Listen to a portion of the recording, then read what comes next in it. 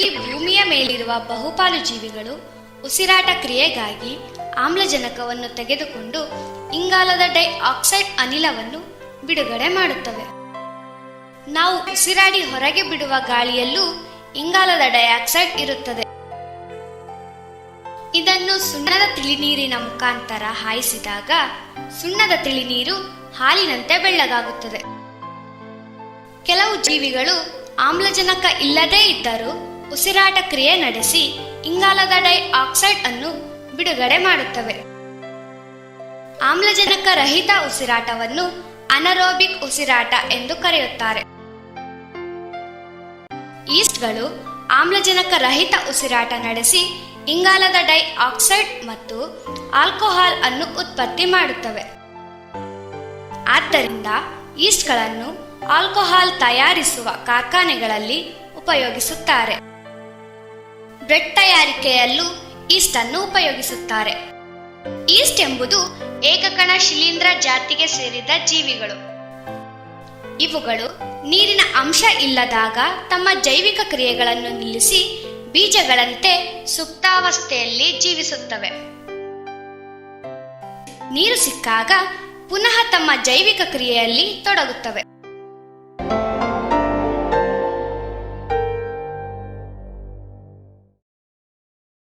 ಈಗ ನಾವು ಈಸ್ಟ್ ಜೀವಕಣಗಳು ಆಮ್ಲಜನಕ ರಹಿತವಾಗಿ ಉಸಿರಾಡುವುದನ್ನು ಪ್ರಯೋಗ ಮಾಡಿ ನೋಡೋಣ.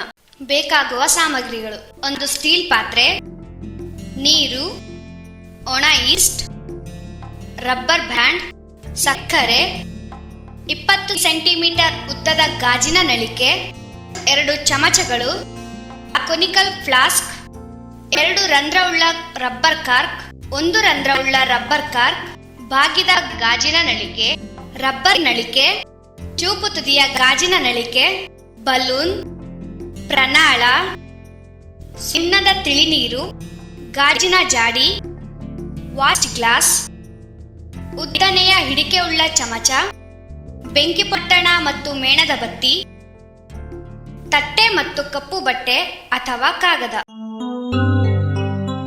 ಒಂದು ಸ್ಟೀಲ್ ಪಾತ್ರೆಯಲ್ಲಿ ಸಕ್ಕರೆ ದ್ರಾವಣವನ್ನು ತಯಾರಿಸಿಕೊಳ್ಳಬೇಕು.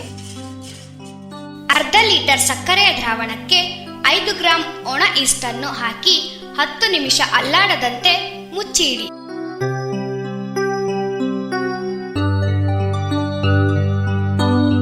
ಎರಡು ರಂಧ್ರವಿರುವ ರಬ್ಬರ್ ಕಾರ್ಕ್ ಅನ್ನು ಮೊದಲು ತೆಗೆದುಕೊಂಡು 20 ಸೆಂಟಿಮೀಟರ್ನ ಗಾಜಿನ ನಳಿಕೆಯನ್ನು 1 ರಂಧ್ರದಿಂದ ತೂರಿಸಬೇಕು.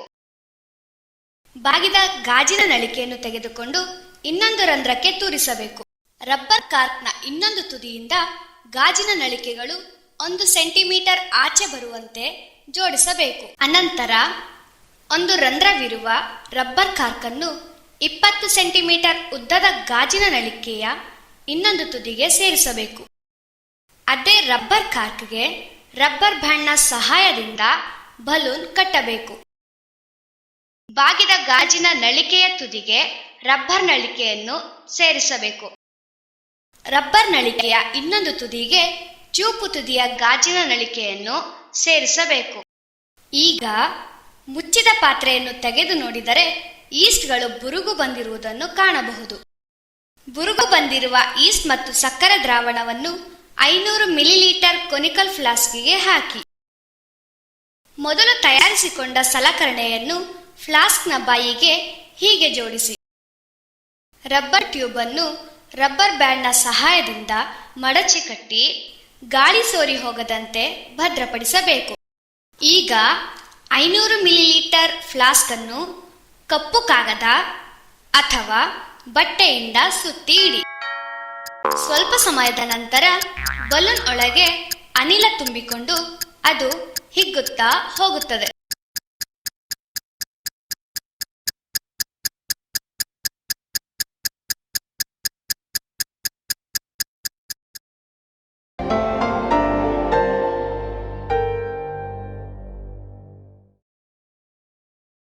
ಈ ಬಲೂನ್ ಒಳಗೆ ತುಂಬಿರುವ ಅನಿಲ ಯಾವುದು ಎಂದು ಸ್ಪಷ್ಟಪಡಿಸಿಕೊಳ್ಳಲು ಕೆಲವು ಪ್ರಯೋಗಗಳನ್ನು ಮಾಡಬಹುದು. ಸುಣ್ಣದ ತಿಳಿನೀರನ್ನು ಒಂದು ಪ್ರಣಾಳದಲ್ಲಿ ತೆಗೆದುಕೊಳ್ಳಬೇಕು. ರಬ್ಬರ್ ಕೊಳವೆಯನ್ನು ಸಡಿಲಿಸಿ ಹೊರಬರುವ ಅನಿಲವನ್ನು ಸುಣ್ಣದ ತಿಳಿನೀರಿಗೆ ಹಾಯಿಸಬೇಕು. ಬುಳುಬುಳು ಶಬ್ದದೊಂದಿಗೆ ಸುಣ್ಣದ ತಿಳಿನೀರು ಹಾಲಿನಂತೆ ಬೆಳ್ಳಗಾಗುತ್ತದೆ.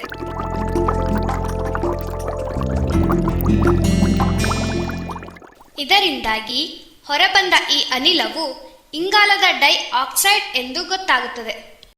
ಮತ್ತೊಂದು ಪ್ರಯೋಗದ ಮೂಲಕ ಈ ಅನಿಲ ಇಂಗಾಲದ ಡೈ ಆಕ್ಸೈಡ್ ಎಂದು ಖಾತರಿಪಡಿಸಿಕೊಳ್ಳೋಣ. ಎಚ್ಚರಿಕೆಯಿಂದ ಬಲೂನಿನಲ್ಲಿ ಉಳಿದಿರುವ ಅನಿಲವನ್ನು ಒಂದು ಅನಿಲ ಜಾಡಿಯಲ್ಲಿ ವಾತಾವರಣದ ಗಾಳಿಯ ಮೇಲ್ಮುಖ ಸ್ಥಾನಪಲ್ಲಟದಿಂದ ಸಂಗ್ರಹಿಸಿ. ಇಂಗಾಲದ ಡೈ ಆಕ್ಸೈಡ್ ಅನಿಲವು ವಾತಾವರಣದ ಗಾಳಿಗಿಂತ ಭಾರವಾಗಿರುತ್ತದೆ. ಆದ್ದರಿಂದ ಅದು ಅನಿಲ ಜಾಡಿಯಲ್ಲಿರುವ ವಾತಾವರಣದ ಗಾಳಿಯನ್ನು ಮೇಲ್ಮುಖಕ್ಕೆ ತಳ್ಳಿ ಅನಿಲ ಜಾಡಿಯಲ್ಲಿ ಸಂಗ್ರಹವಾಗುತ್ತದೆ. ಈಗ ಉರಿಯುತ್ತಿರುವ ಮೇಣದ ಬತ್ತಿಯನ್ನು ಜಾಡಿಯೊಳಗೆ ಇಳಿಸಿ. ಮೇಣದ ಬತ್ತಿಯು ನಂದಿ ಹೋಗುತ್ತದೆ. ಇಂಗಾಲದ ಡೈಆಕ್ಸೈಡ್ ದಹನ ಕ್ರಿಯೆಗೆ ಸಹಕಾರಿಯಲ್ಲ. ಹಾಗಾಗಿ ಮೇಣದ ಬತ್ತಿ ನಂದಿ ಹೋಗುತ್ತದೆ.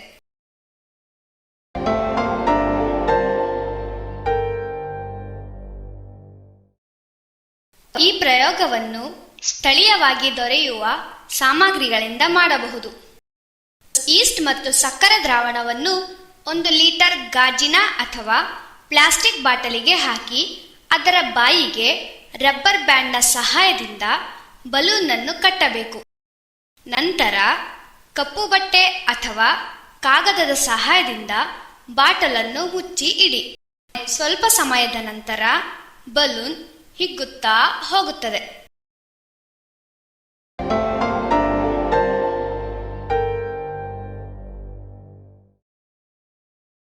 ನಾವು ಹಾಕುವ ಹೆಪ್ಪಿನಲ್ಲಿ ಲ್ಯಾಕ್ಟೋಬ್ಯಾಸಿಲೈ ಎಂಬ ಬ್ಯಾಕ್ಟೀರಿಯಾಗಳು ಇರುತ್ತವೆ. ಹಾಲು ಮೊಸರಾಗುವ ಕ್ರಿಯೆಯಲ್ಲೂ ಆಮ್ಲಜನಕ ರಹಿತ ಉಸಿರಾಟ ಕ್ರಿಯೆ ನಡೆಯುತ್ತದೆ. ಈ ಬ್ಯಾಕ್ಟೀರಿಯಾಗಳು ಹಾಲಿನಲ್ಲಿ ಬೆಳೆಯುವುದರಿಂದ ಹಾಲು ಮೊಸರಾಗುತ್ತದೆ. ಲ್ಯಾಕ್ಟೋಬ್ಯಾಸಿಲೈಗಳು ಆಮ್ಲಜನಕ ರಹಿತ ಉಸಿರಾಟದಿಂದ ಇಂಗಾಲದ ಡೈ ಆಕ್ಸೈಡ್ ಅನ್ನು ಮತ್ತು ಲ್ಯಾಕ್ಟಿಕ್ ಆಮ್ಲವನ್ನು ಉತ್ಪತ್ತಿ ಮಾಡುತ್ತವೆ. ಈ ಆಮ್ಲದಿಂದಾಗಿ ಮೊಸರು ಹುಳಿಯಾಗಿರುತ್ತದೆ. ಬೇಕಾಗುವ ಸಾಮಗ್ರಿಗಳು: 1 ಲೀಟರ್ ಗಾತ್ರದ ಪ್ಲಾಸ್ಟಿಕ್ ಬಾಟಲ್, ಹಾಲು, ಮೊಸರು, ಬಲೂನ್ ಮತ್ತು ರಬ್ಬರ್ ಬ್ಯಾಂಡ್. 1 ಲೀಟರ್ ಗಾತ್ರದ ಗಾಜಿನ ಅಥವಾ ಪ್ಲಾಸ್ಟಿಕ್ ಬಾಟಲ್ಗೆ ಹಾಲು ಹೆಪ್ಪು ಹಾಕಿ ಬಾಯಿಗೆ ರಬ್ಬರ್ ಬ್ಯಾಂಡ್ನ ಸಹಾಯದಿಂದ ಬಲೂನ್ ಅನ್ನು ಕಟ್ಟಬೇಕು. ನಂತರ ಕಪ್ಪು ಬಟ್ಟೆ ಅಥವಾ ಕಾಗದದ ಸಹಾಯದಿಂದ ಬಾಟಲನ್ನು ಮುಚ್ಚಿ ಇಡಿ. 1 ರಾತ್ರಿ ಕಳೆಯುವ ವೇಳೆಗೆ ಇಂಗಾಲದ ಡೈಆಕ್ಸೈಡ್ ಬಿಡುಗಡೆಯಿಂದಾಗಿ ಬಲೂನ್ ಹಿಗ್ಗುವುದನ್ನು ಕಾಣಬಹುದು.